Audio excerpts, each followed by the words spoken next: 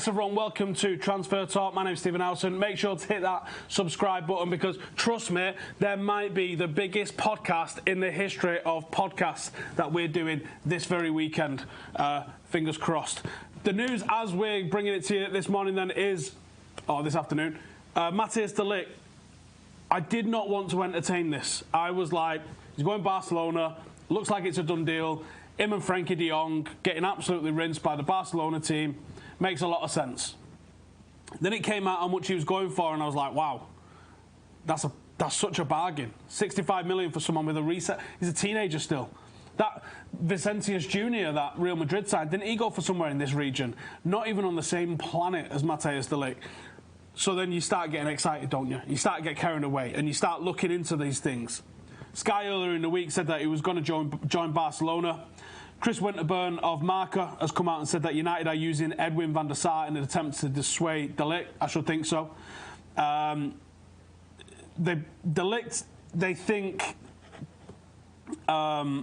is going to be influenced by van der Sar, and I hope that is the case. They reckon that the interest remains strong, but Barcelona are still likely to get the deal done. And I have to say, if I was going to be guessing how this is going to go down, that was what I'd be thinking is going to happen. But it does seem like United are trying to hijack it, and it says United are exploring if it's possible to jump in.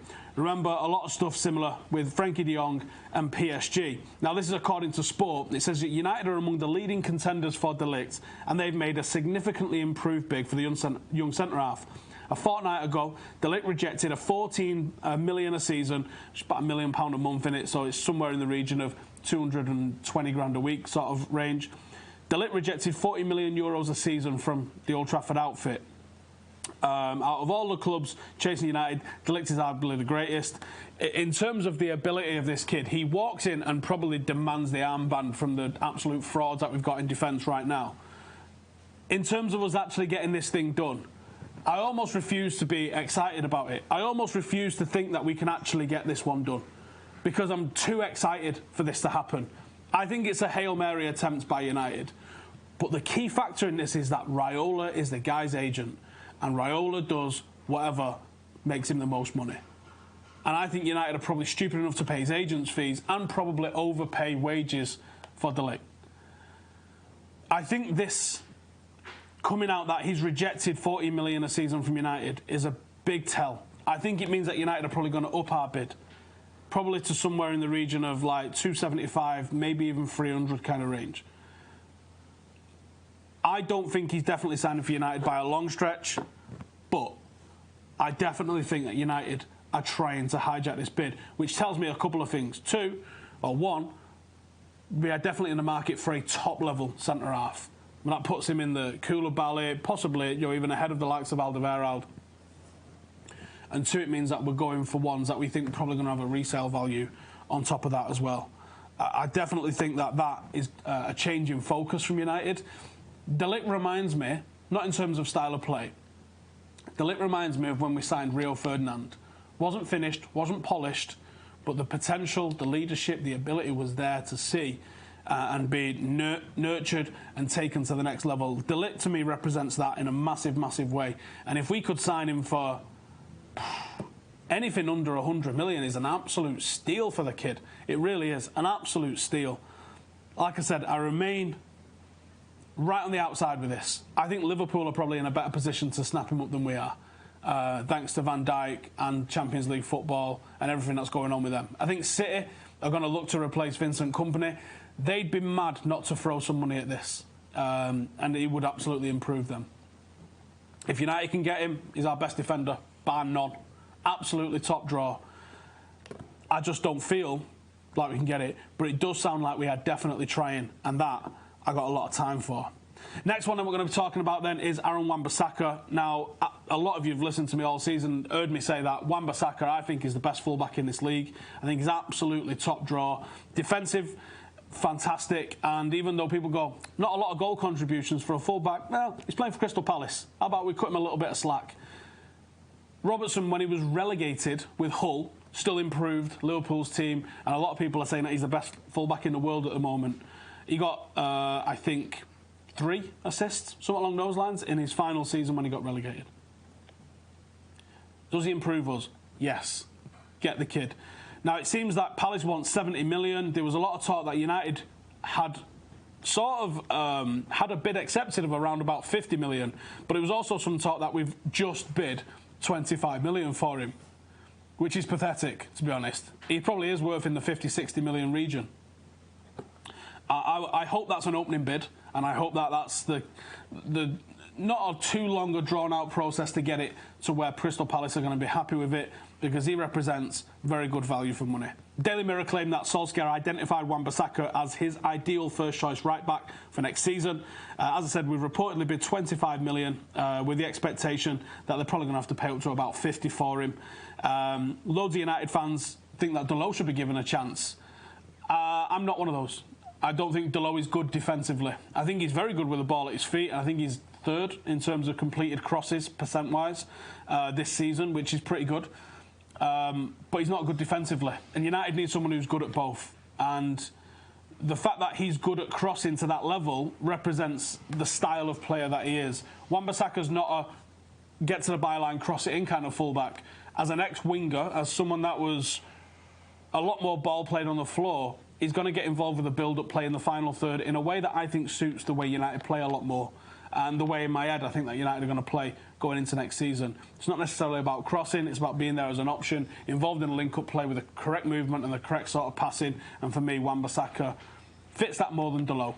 Delo was absolutely a Jose Mourinho signing. He couldn't get someone like Perisic. He wanted someone to bang the ball in for Romelu Lukaku. If we're going to go in a different direction to Lukaku, then I think we also go in a different direction in terms of the ability to cross the ball. That's why you're not seeing people demanding we sign Perisic right now, or demanding that we sign players that cross the ball in that sort of manner. And especially as the forwards that will remain aren't exactly Alan Shearer in the air, are they?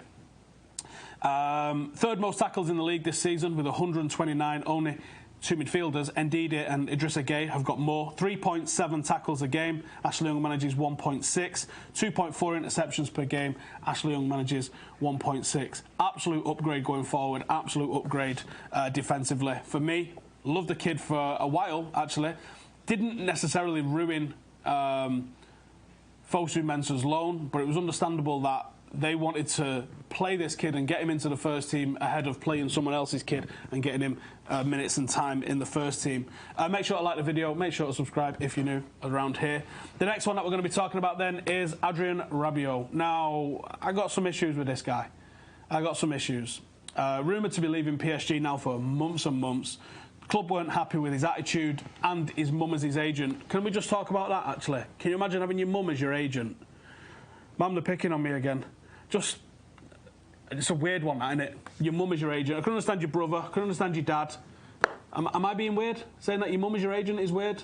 I don't know. Let me know in the comments. Recently, though, they parted ways, and his mum tried to set him up with an agent. Would you like to sign our Tommy? At Barcelona. It fell through in January. He hasn't played for them since December after he turned down a new deal, which for me is how you deal with people that aren't going to sign new contracts. You go, I'm not going to sign a new contract? Cool. Take a fucking seat. According to the MEN, we've tracked him since Louis van Gaal was manager, and it's been reported that Solskjaer has asked Ed Woodward to sign a central midfielder after getting rid of the likes of Marouane Fellaini and Herrera. Now, Rabiot was a baller. Rabiot, 2.3 tackles per game, Matic with 2, and dispossessed about half as many times as Matic is as well. He is an upgrade on Nemanja Matic as a footballer, but he's a bit of a bellend. And I think if you look at some of the bellends that we've got in the club already, we want to get rid of them. We don't want to be keeping bellends around for nothing. When I look back at that City team of 2010, 2011, which had, I think it was that time, Balotelli and Tevez and Bellamy, and you just think, no wonder you can't win anything. Can you imagine team spirit with, like, oh, Mario, can you put a bib on? You put a bib on. Fuck's sake, every morning. I think you need to have a certain sort of temperament, and I think you need to have a certain personality as a squad. And I don't think Rabiot adds to that. I think Rabiot takes away from that.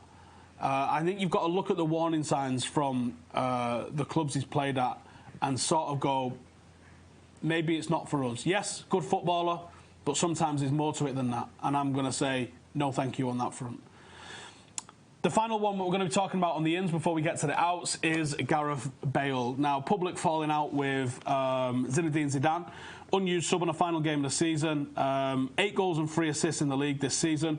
Apparently, a senior source at United has told the formerly great local newspaper, now disreputable blog, the Manchester Evening News, that Bale should be filed low down United's list as the club focuses on younger recruits in the window.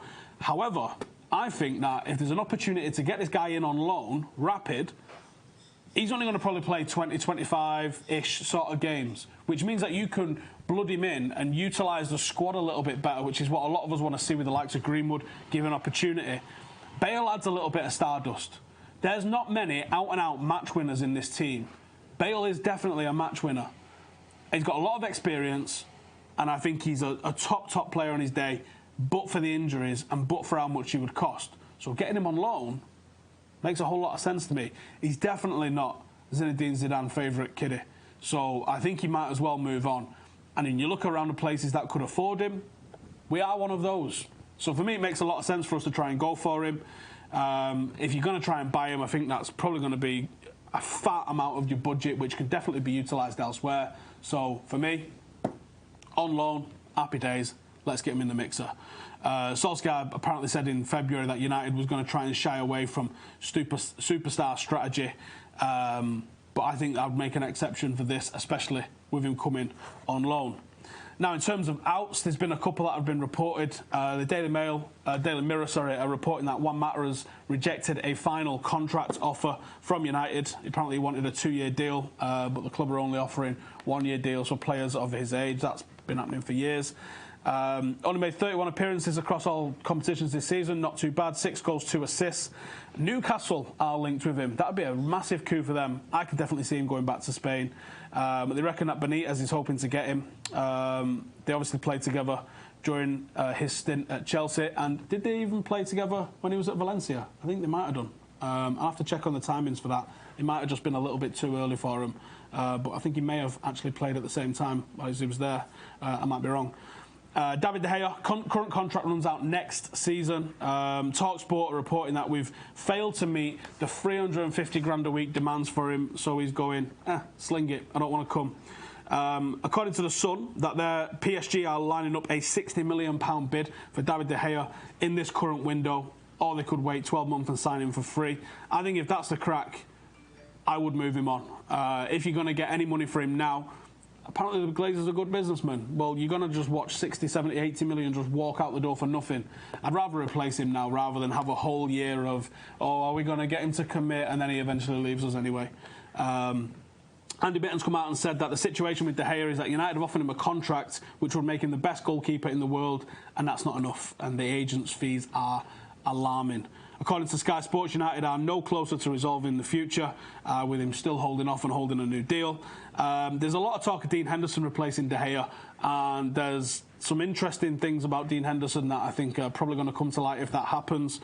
It looks like Dean Henderson's probably going to go back to Sheffield United for a stint on loan, and that's according to the MEN. We obviously do have Romero in the mix as well. But I don't know, it's a sticky situation, isn't it?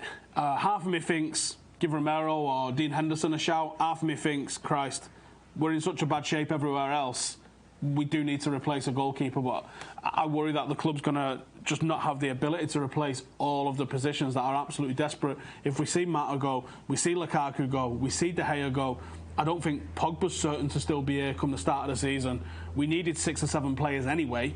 We arguably needed a lot more coming into the actual start of the season. But that's it from me from today. Thank you guys for joining us. Like I said, make sure to subscribe because we might have, and I can only say might have because these things do fall through, the best possible podcast that we could bring you this weekend with an absolute Manchester United legend. So make sure to hit that subscribe button and I will see you guys in the next one. Laters.